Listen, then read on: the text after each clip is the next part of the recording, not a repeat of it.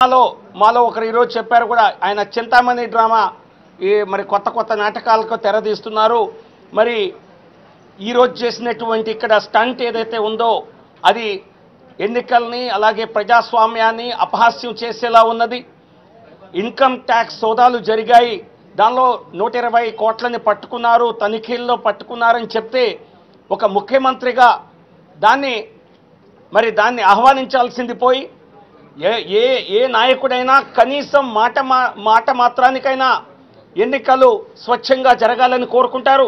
కానీ చంద్రబాబు నాయుడు గారు మాత్రం మేము అవినీతి సొమ్ముని పంచడానికి మాకెందుకు అవకాశం ఇవ్వట్లేదు అని ఇటువంటి దిగజారుడు మాటలు మాట్లాడటం నిజంగా రాజకీయ దివాలా కోరుతనానికి నిదర్శనమే.